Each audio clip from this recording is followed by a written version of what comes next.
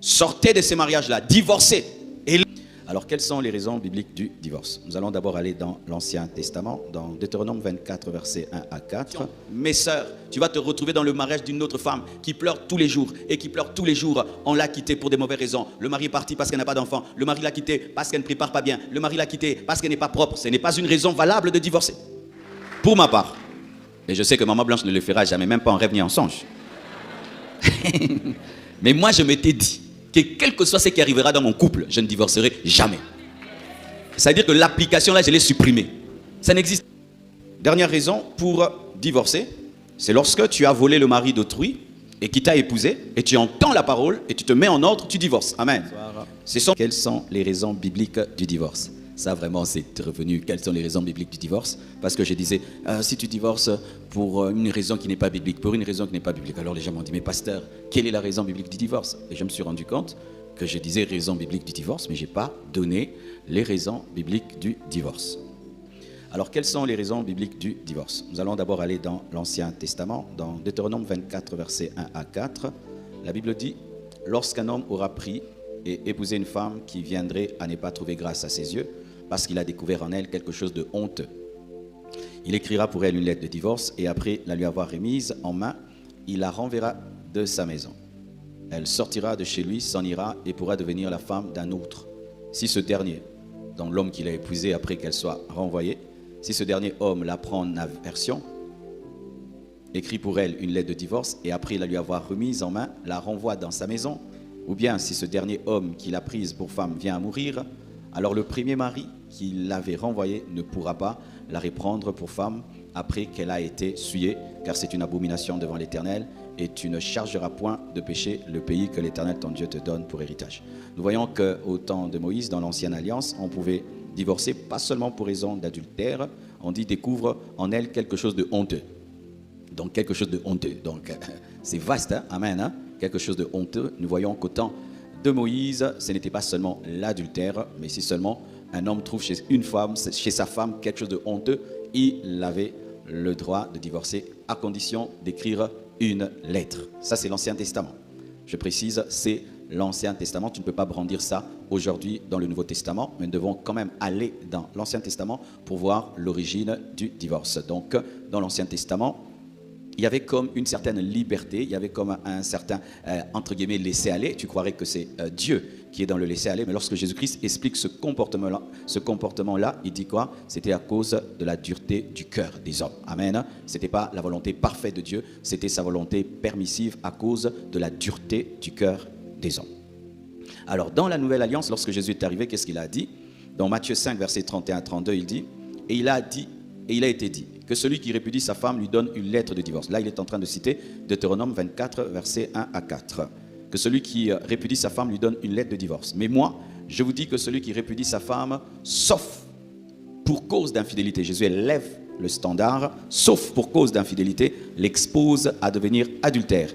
Et que celui qui épouse une femme répudiée commet un adultère. Parce qu'avant, une femme qui est répudiée pour une chose honteuse pouvait être épousée par un autre homme, au temps de Moïse. Mais Jésus dit maintenant que rien que pour raison d'adultère, et si tu épouses une telle femme, toi aussi tu t'exposes à l'adultère. Donc il élève le standard. Donc dans le Nouveau Testament, la raison claire pour divorcer, c'est l'infidélité ou l'adultère. Amen. Alors, dans Matthieu 19, versets 7 à 9, la Bible dit: pourquoi donc lui dirent-ils, Moïse a-t-il prescrit de donner à la femme une lettre de divorce et de la répudier? C'est comme une contradiction entre Moïse et Jésus. Alors il leur répondit: c'est à cause de la dureté de votre cœur que Moïse vous a permis, volonté permissive de Dieu, de répudier vos femmes. Au commencement, il n'en était pas ainsi, pour dire que ce qui était fait dans Deutéronome n'était pas la perfection. Alléluia. Donc tu ne peux pas brandir Deutéronome parce qu'en Christ, maintenant nous sommes dans la perfection. Je vais un peu te parler de la perfection, j'espère que tu la supporteras. Mais je vous dis que celui qui répudie sa femme, sauf pour infidélité, et qui en épouse une autre, commet un adultère. Ce n'est pas que Jésus-Christ dit qu'il faut répudier la femme ou l'homme. Hein? Ah oui, ça aussi je dois dire. Il faut répudier seulement la femme pour raison d'adultère, que tu es obligé, tu peux pardonner.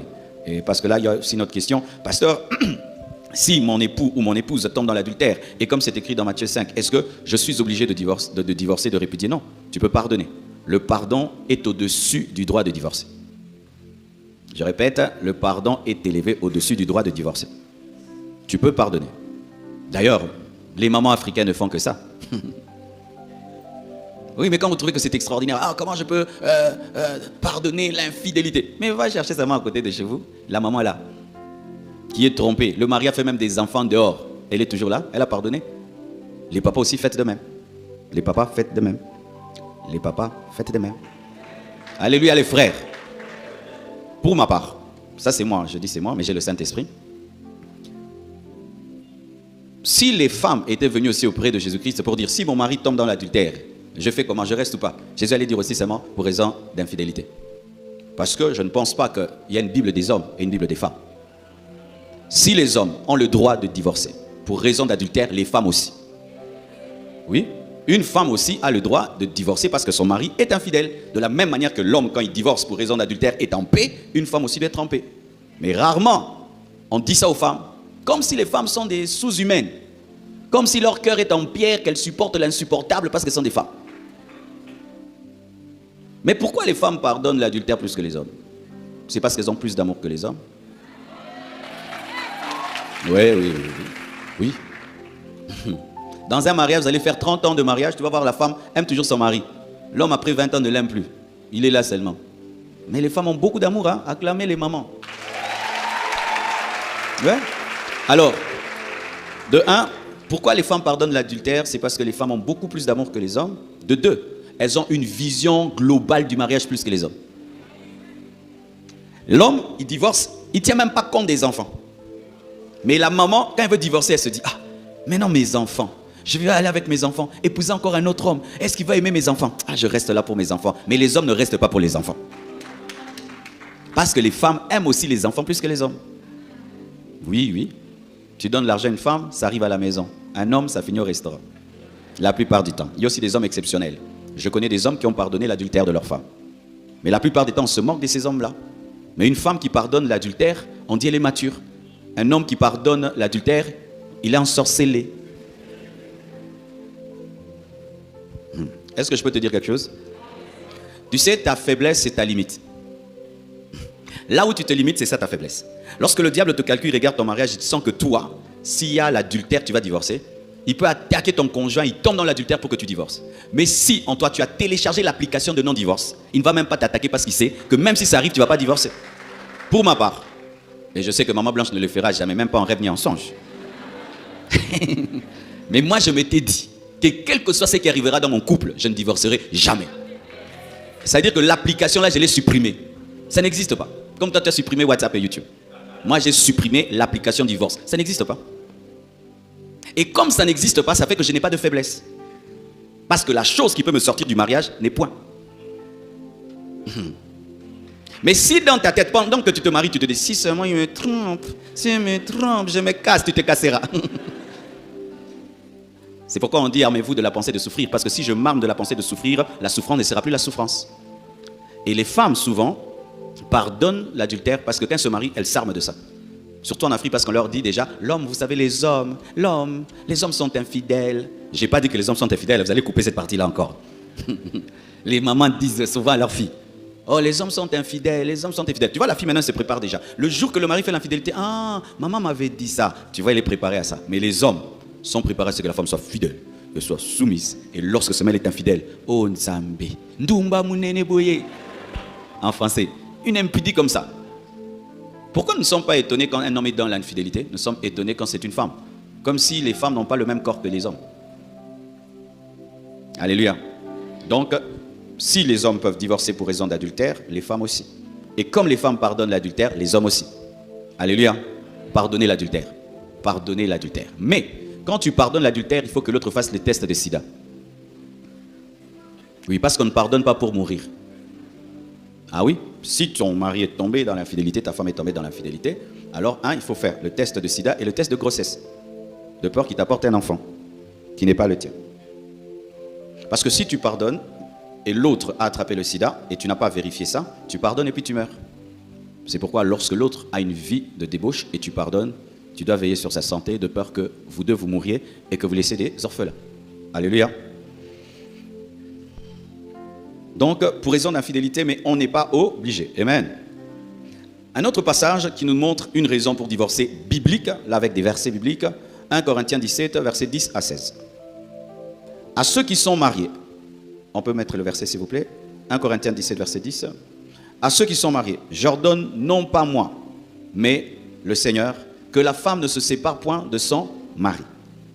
Si elle est séparée, qu'elle demeure sans se marier, ou qu'elle se réconcilie avec son mari, et que le mari ne répudie point sa femme. Aux autres, ce n'est pas le Seigneur, c'est moi qui dis. Si un frère a une femme non croyante, et qu'elle consente à habiter avec lui, qui ne la répudie point. Et si une femme a un mari non croyant, et qui consente à habiter avec elle, qu'elle ne répudie point son mari. Car le mari non croyant est sanctifié par la femme, et la femme non croyante est sanctifiée par le frère. Autrement, vos enfants seraient impurs, tandis que maintenant ils sont saints. Si le non-croyant se sépare, qui se sépare, le frère ou la sœur ne sont pas liés dans ce cas-là. Dieu nous appelle à vivre en paix. Car que sais-tu, femme, si tu sauveras ton mari, ou que sais-tu, mari, si tu sauveras ta femme. C'est dans le cas où vous deux vous étiez des païens, et l'un de vous se convertit. Alors, quand vous êtes marié païen, et vous venez à Christ, certains chrétiens pensaient que lorsqu'ils se convertissent, ils viennent à Christ, ils doivent se séparer. Maintenant, Paul devait leur dire non. Si vous êtes mariés, vous deux, vous étiez des païens, et l'un de vous se convertit, celui qui a la foi ne doit pas se séparer du païen tant que le païen veut rester avec lui. Et la foi du chrétien sanctifie le païen. Et souvent des chrétiens disent, ah tu vois pasteur, je vais épouser ce païen, je vais le sanctifier. Non, c'est quand la conversion vous trouve déjà marié. Ce n'est pas que toi tu prends le païen, tu l'épouses pour le sanctifier. C'est dans le cas où vous êtes païen, vous vous convertissez, un s'est converti, l'autre ne se convertit pas. Mais si vous deux vous êtes convertis, plutôt vous deux vous étiez des païens, l'un se convertit, l'autre ne se convertit pas, celui qui ne se convertit pas, il dit non, moi je t'aimais parce qu'on allait en boîte. Moi je t'aimais parce que tu portais des mini. Moi je t'aimais parce que tu étais une femme vraiment légère. Maintenant tu es devenue trop sérieuse, tu pries, tu jeûnes, tu pleures tout le temps, tu es devenue triste. Moi je veux plus une telle femme. Et il s'en va, tu es libre, alléluia, de te remarier. C'est ce que dit la parole de Dieu. Alléluia. C'est lorsque l'un des conjoints ne supporte pas la foi de l'autre et s'en va. Et ce n'est pas le chrétien qui part, c'est le païen qui part. Si toi le chrétien tu pars, tu pêches. C'est lorsque le païen lui est parti parce qu'il ne supporte pas ta foi que toi tu es libre. Mais s'il veut rester avec toi, la Bible dit que tu ne le chasses pas. Alléluia. Donc le cas où la foi vous sépare et le païen part. Mais si le païen veut rester près de toi, eh bien là vous restez ensemble. Donc dans le cas du départ de l'infidèle du païen. Autre. Ça maintenant j'utilise la sagesse. Parce qu'il y a des choses qui ne sont pas clairement écrites dans la Bible, mais on peut saisir l'esprit de la parole. D'autres raisons de divorce qui ne sont pas clairement écrites dans la Bible, c'est le cas où ton conjoint entre dans l'occultisme et te réclame de faire un pacte avec le diable et te dit que si tu ne fais pas un pacte avec le diable, lui ne peut plus vivre avec toi. Il dit que non, moi les fétiches que j'ai eu là-bas, la prière à la maison, ça ne marche pas. Il faut que toi aussi tu adhères. Et là, j'applique la parole qui dit dans 2 Corinthiens 6, verset 14, « Ne vous mettez pas avec les infidèles sous un joug étranger. » Et tu refuses d'entrer dans l'occultisme, tu refuses d'entrer dans la sorcellerie, et lui te dit que non, comme tu as refusé, on se sépare, et s'il part parce que tu as refusé, tu es libre. Amen. Deuxième cas. Aujourd'hui, il y a des mariés qui avortent dans le mariage, vous savez ça? Pendant que les autres cherchent des enfants, il y a des gens qui avortent. Alors souvent, qu'est-ce qui arrive? Vous avez déjà 3 enfants. Souvent, ce sont les hommes. Ils trouvent que non, ils ne peuvent pas nourrir plus de 3 enfants. Et puis, tu attrapes une 4e grossesse. Et te dit, enlève la grossesse, enlève la grossesse. Si tu n'enlèves pas, tu vas voir. Et toi, tu es une chrétienne, tu refuses. Et puis, il te dit, moi, je te quitte parce que là, tu as refusé d'enlever la grossesse. Parce que tu as refusé de pécher, l'autre s'en va. Ce n'est pas ta faute, tu as subi le divorce. Amen. Une autre chose. Un grave mensonge. L'escroquerie. J'en ai parlé, je crois, hier. Tu te maries à quelqu'un et chaque fois que vous étiez fiancé, tu disais, ah moi j'aurais beaucoup d'enfants, hein. J'aimerais vraiment avoir 7 enfants comme mes parents, j'aimerais avoir 7 enfants. Et elle sait que tu aimerais avoir 7 enfants. Mais elle sait aussi qu'elle a eu une opération chirurgicale, on lui a enlevé la matrice, on lui a enlevé les trompes, on lui a dit que tu n'auras jamais des enfants. Mais il entend ou elle entend que tu parles de 7 enfants et ne te dit pas qu'elle n'a pas de matrice. Et toi tu te maries, une année, tu attends les enfants, tu pries, tu jeûnes. Et puis un jour un médecin te dit que non, mais la dame n'a jamais eu, elle a toujours su. C'est une escroquerie. De 2, tu t'engages un homme, tu l'épouses. Et tu penses que tu es la première femme. Et quand tu entres dans le foyer, tu trouves que tu es la 2e femme. C'est une escroquerie. Tu as le droit de sortir de là. Alléluia. Des graves mensonges. Il sait qu'il est impuissant. Il sait vraiment qu'il ne fonctionne pas. Ce n'est pas que il sait qu'il ne fonctionne pas. Et il sait que toi, tu es une femme qui, au-delà du mariage, prier, adorer, aller à l'église, tu as besoin d'intimité. Et il ne te dit pas. Et quand c'est la lune de miel, il fait qu'adorer, prier. Et puis il te dit, non, Dieu m'a dit d'offrir à Dieu cette nuit. Le truc que vous faites là, vraiment, vous. Il y a des gens qui viennent me témoigner des choses. Je rigole seulement dans les cœurs. Je dis, Amen. Il dit, papa, le Seigneur nous avait dit de lui offrir cette nuit. Comme si ça, c'est pas l'adoration. C'est l'adoration. Le mot connaître, c'est le même mot que adorer. Vous pensez que quand vous le faites, vous péchez? C'est l'adoration. On a offert ça au Seigneur. Alors, tu te rends compte qu'il ne fonctionne pas. Alors qu'il t'avait dit qu'il fonctionnait. C'est une escroquerie. Certains pardonnent ça. Et quand tu pardonnes ça, ne viens plus te plaindre. Amen. Hein? Quand tu pardonnes ça, ne viens plus te plaindre parce que tu sais qu'on t'a escroqué, mais tu as pardonné l'escroquerie. Donc vis avec l'escroquerie. Amen.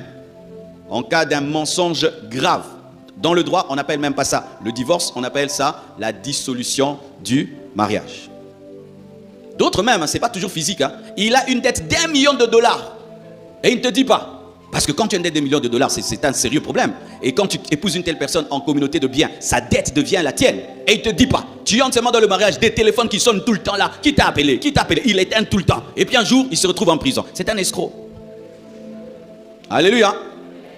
C'est pourquoi quand vous êtes fiancés, renseignez-vous. N'aimez pas ces gens-là qui tombent sur vous et qui vous épousent vite. Ils ont des choses à cacher. Ah oui. Moi, j'aime pas les mariages vite là. Oh, vous vous êtes rencontrés quand? Ah, papa, dis-moi tout. Et vous mariez quand? Après, papa, dis-moi tout. Non. Oh, comment on était assis côte à côte. Les choses vite ne te permettent pas d'observer, de te renseigner et d'être renseigné. Mais quand vous tardez, quelqu'un te dira, celui-là, je le connais, il s'était déjà marié à Dubaï. Regarde la photo, tu es sauvé. Mais quand il t'amène vite, moi, j'aime pas les choses rapides. Alléluia. Faites des fiançailles même d'1 année. Pourquoi aussi il faut faire un peu des longues fiançailles? Parce que tu peux être sous un coup de foudre, tu penses que tu aimes. Et quand le coup de foudre s'arrête, eh ben, tu te rends compte que tu ne l'as pas aimé. Parce que le coup de foudre ferme les yeux. Le mariage ouvre.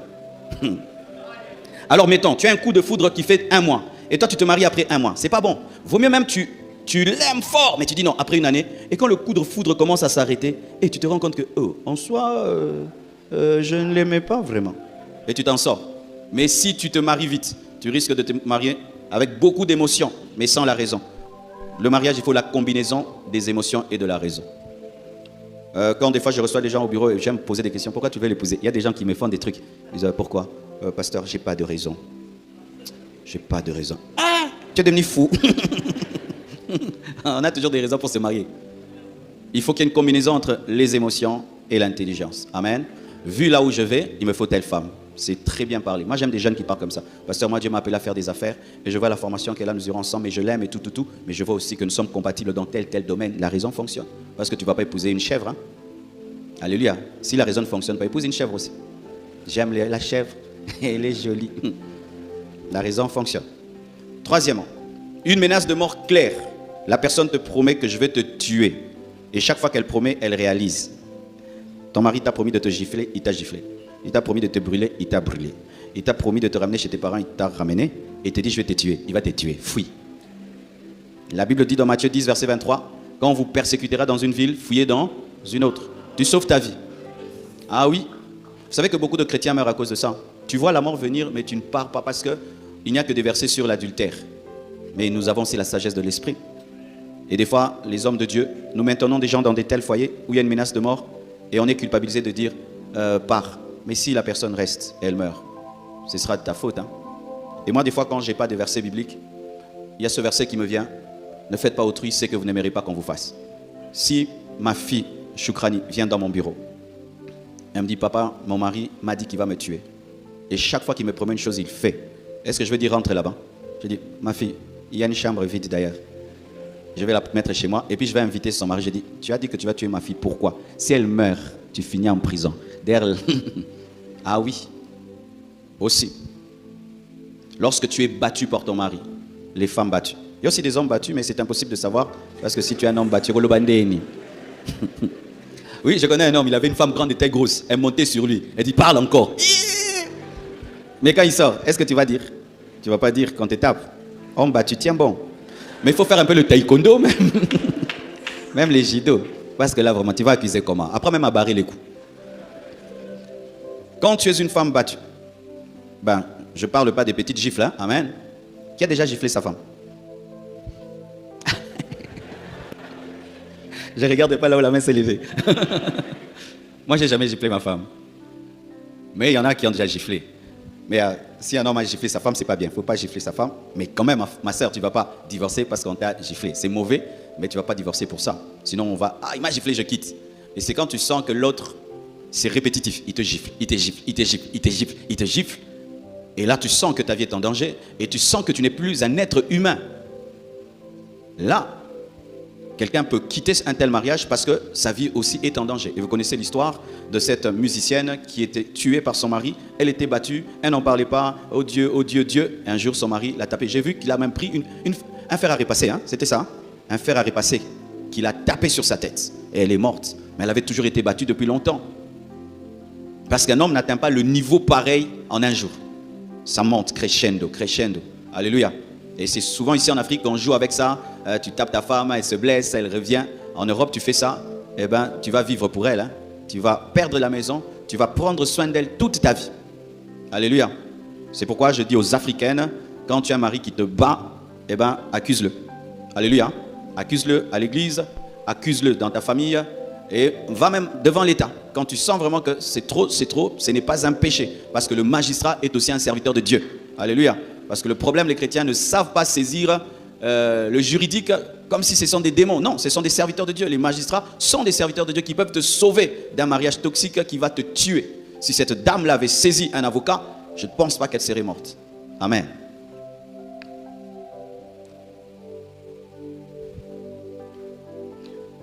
Dernière raison pour divorcer, c'est lorsque tu as volé le mari d'autrui et qui t'a épousé, et tu entends la parole, et tu te mets en ordre, tu divorces. Amen. Ce sont des choses qui sont devenues rares. Et ça prouve que le réveil a baissé. Quand le réveil est intense, il y a des divorces. Des faux mariages. Parce que lorsque une femme vraiment s'est convertie, elle se rend compte qu'elle a rendu malheureuse une autre femme. Qu'elle a rendu malheureux des enfants. Qu'à cause d'elle, il y a des enfants qui n'étudient pas. Il y a une femme qui est maltraitée. Il y a des enfants qui ne vont pas à l'école et qui ne mangent pas leur faim. Une vraie chrétienne, quand elle s'est convertie, elle sort d'un tel mariage. C'est pourquoi je défie toutes les deuxièmes femmes. Je croirais que vous êtes convertis les jours que vous allez quitter ces mariages. Je te regarde, hein, maman. Tu pries beaucoup, tu es même partenaire dans une église. Arrête de donner l'argent. Quitte le mariage d'autrui. Et rends les mariages d'autrui. Rendez les mariages d'autrui. Parce que qu'est-ce qui se passe maintenant? Les deuxièmes femmes sont devenues les grandes partenaires dans les églises pour fermer la bouche des pasteurs. Même si tu donnes des milliards dans l'église, tu es dans l'adultère, tu as volé le mari d'autrui. Et c'est terrible encore. Une deuxième femme, mais elle, quand ses filles vont se marier, elle veut qu'elle soit première femme. Quelles sont ces deuxièmes femmes comme toi? Alléluia. C'est que tu sèmes, tu le récolteras. Quand tu détruis le foyer d'un autre, on va détruire le foyer de tes enfants. Sortez de ces mariages-là, divorcez. Et laissez cet homme libre qu'il retourne avec son mari, avec sa femme, ou qu'il soit seul avec sa femme. Arrêtez de déranger les couples des autres. Et souvent, les deuxièmes femmes présentent quoi? On m'avait doté. Même si on t'a doté, on t'a mal doté. Oh, il m'avait épousé civilement. Comment quelqu'un peut faire 2 mariages civils? Et des fois même des chrétiennes, vraiment. Tu rencontres quelqu'un qui est divorcé, mais vérifie un peu son histoire. Des chrétiennes qui ne vérifient plus les histoires des divorcés. Oh, Dieu m'a fait grâce. Quelle est son histoire? Il est divorcé. Il est divorcé. Mais vérifie bien son divorce. Parce que si son divorce n'est pas biblique, eh bien ce mariage est faux. Et le jour que tu connaîtras la vérité, tu dois sortir de ce mariage. Alléluia. Alléluia. Mes chers sœurs, vous qui êtes célibataires, vous devez savoir qu'il y a beaucoup de divorcés qui se promènent. Hein? Et beaucoup cachent même qu'ils sont divorcés. C'est pourquoi il faut poser de telles questions. Mais quand vous ne posez pas de questions, oh c'est la bénédiction. Mes sœurs, tu vas te retrouver dans le mariage d'une autre femme qui pleure tous les jours. Et qui pleure tous les jours. On l'a quittée pour des mauvaises raisons. Le mari est parti parce qu'elle n'a pas d'enfant. Le mari l'a quittée parce qu'elle ne prépare pas bien. Le mari l'a quittée parce qu'elle n'est pas propre. Ce n'est pas une raison valable de divorcer. Et puis souvent vous dites, ah oui, il était maltraité par sa femme ne le nourrissait pas bien, moi je le nourris. Non, il devait engager une cuisinière. Alléluia. Oui, pas épouser une femme.